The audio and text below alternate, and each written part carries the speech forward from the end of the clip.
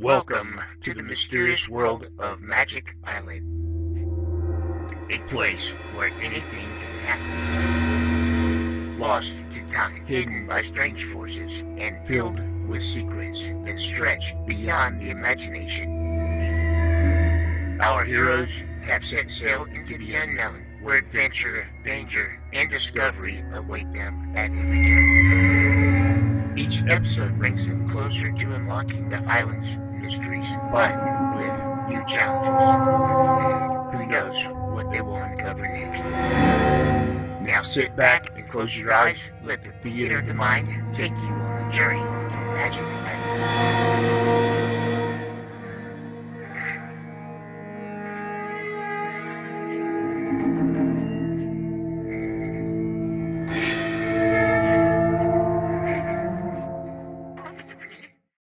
Again, G47 has shown his power on Euclidia, the magic island of the South Seas. When Jerry Hall started off the homing pigeon to Johnson on the rescue boat, things looked very bright. The pigeon was released at midnight, and at 8 in the morning, the Gregory party were sure that all was well, and that the pigeon had reached the other boat. As they were discussing their chances of escape in the soundproof cabin on the yacht, the mad scientist, G47, walked in with the pigeon in his hand. G47 has just left the cabin, after telling them that the pigeon was stopped by gas in the ring of fog surrounding the island. Well, I guess that's the end of it. Oh, Mother, is there no hope at all? Very little, my dear. You heard what G47 said. His assistants are working now on the formula they took from the leg of that pigeon. And when they've successfully compounded it, our lives will be worth nothing. Golly whiskers, Tex. Tex? Hey, Tex, what are you thinking about? How to get this pigeon or the other one through that ring of fog and gas that guards the island. But can you do it in time to be of any help, Captain? G47 and his men will be working rapidly on that formula. And when they complete it, I think it will be too late to help us then. Oh, Tex, isn't there something we can do? I'm afraid not. There's no chance for these birds to fly through that gas ring. They'll never fail to use a gas ring as long as they have a chance of trying anything else. Wait a minute, Tex. You act like you're not paying any attention to us at all. Quit worrying about getting the message through to Johnson. He can't get here in time to save us anyhow. Jerry's right, Tex. What we've got to do is try some extreme measure. Something wild and foolish if there's nothing sensible and reasonable left to do. But we've got to do something about getting off this island before those Euclideans get that formula compounded. No hurry about that, Pat. It will take them a long time to figure it out. Do not be too sure, Captain Bradford. G47 and those other men can do as they wish with any formula that any living man could write for them. Hurry up, Tex. Let's try to get off this crazy island. Take a look outside the door, Jerry. I'm going to tell you something. It's all right to talk in here now, Tex. No one can hear us with the cabin insulated with this opaque cloth. Probably not, but take a look anyway, kid. Okay, Tex.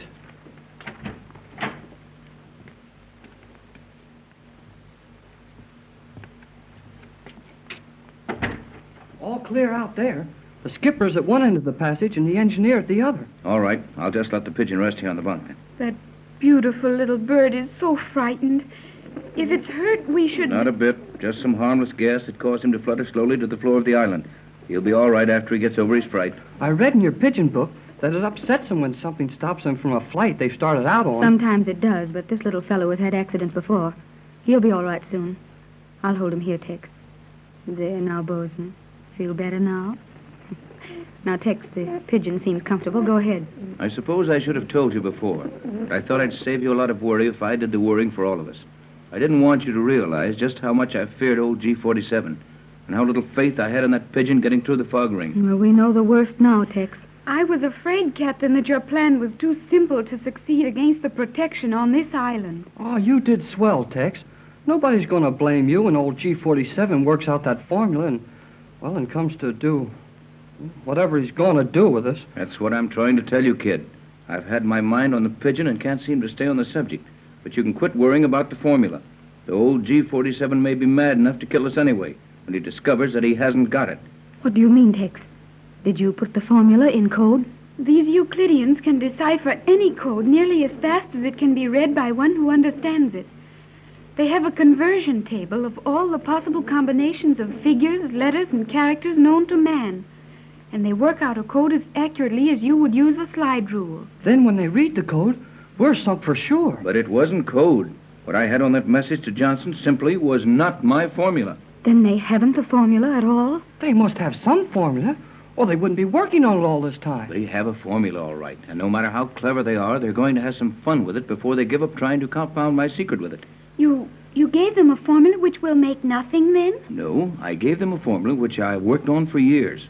And I've worked with some of the greatest chemists in the world on it. The formula for making synthetic diamonds. Giggle and goldfish.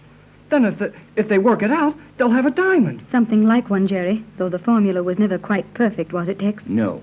It works up to a certain point where a hard mass is precipitated. But before you can rescue this solid from the solution, it is promptly dissolved again. That's a honey, Tex. It may fool them, too. For when they get this hard substance, and then it dissolves, they'll think they got the real thing, the universal solvent. Hush, Jerry, not so loud. So that is your secret, Captain Bradford.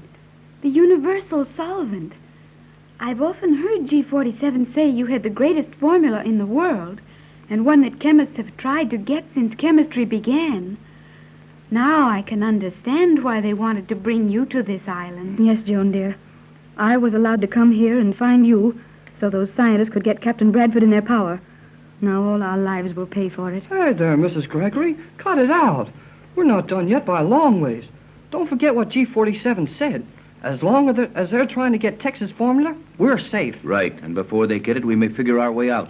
Do you mind if I ask you a question about your formula, Captain Bradford? Go right ahead, Joan, only don't talk too loud.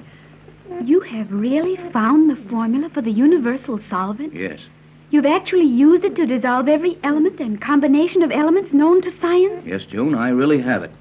What do you use as a container to keep it in? I thought that was coming, Tex. Joan's got her head fastened on tight, all right. Is your head loose, Jerry? Now, don't you two start that again. Jerry is really paying you a very high compliment, Joan. He thinks it's clever of you to ask such a question. To ask that is only natural, I think. For if you have something which will dissolve everything, how could you keep any of it?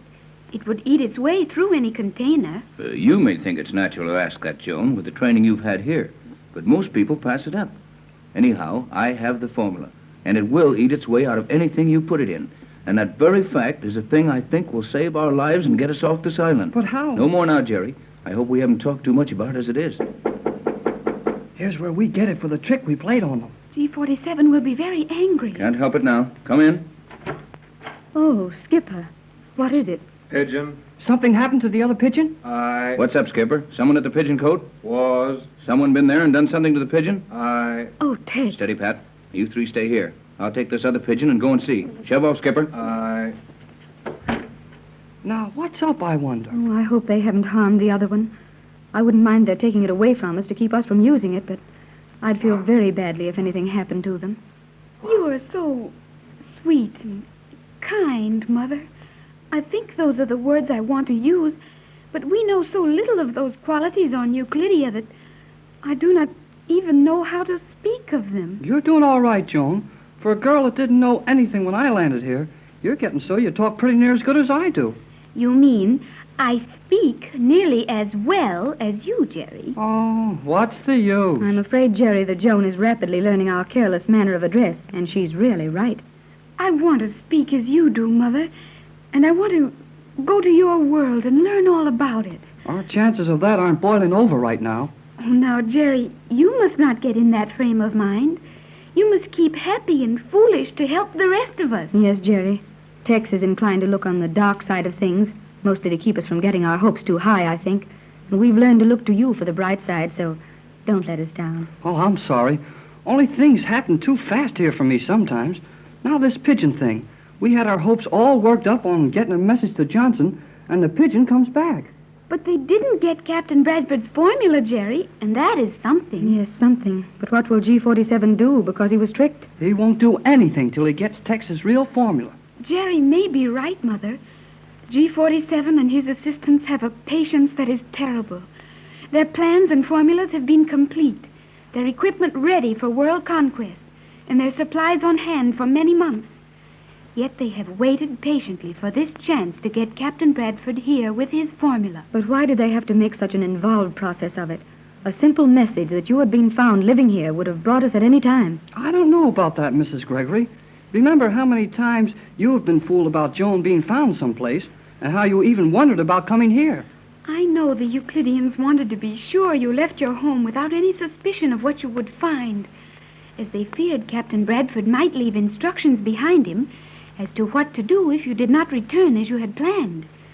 If these men fear anyone or anything in the world, it is Captain Bradford. Gee, it's great to be that important. But you, Jerry, you are also important. Me? How come? You have some very powerful radio apparatus in your home in Hollywood, you and your father. Is that not so? Jerry, they must have heard you sending with your 1 1/2 meter set. Oh, I don't think it would pick up here. It's just a homemade affair. Oh, it was heard here, and it was heard to answer the call which brought you down here. Jiminy Jimcracks. Do you mean that when I heard that report about the old sailor and tried to get more information about it, that they really heard my QRF here? Yes, Jerry. They heard you very plainly when you repeated the message G47 sent. And you said you would try to locate Mrs. Gregory, Mother, and get the message to her. Now, Jerry, how does that feel? See how important you are? Well, it's no surprise to me. I always had an idea I'd turn out to be a pretty important guy. And you take it all so modestly, Jerry. Oh, gee. And your face is so red, Jerry. You look so funny. Joan, dear. Joan, you laughed. That's the first time I ever heard you laugh. We do not laugh on Euclidia. I never felt like that before. It's a nice feeling to laugh. Jerry, you must make me laugh some more. Will you please look foolish again so that I may laugh? Oh, sure. Oh, no, I won't. Well, I can't figure that one out. Here's the other pigeon, not hurt a bit.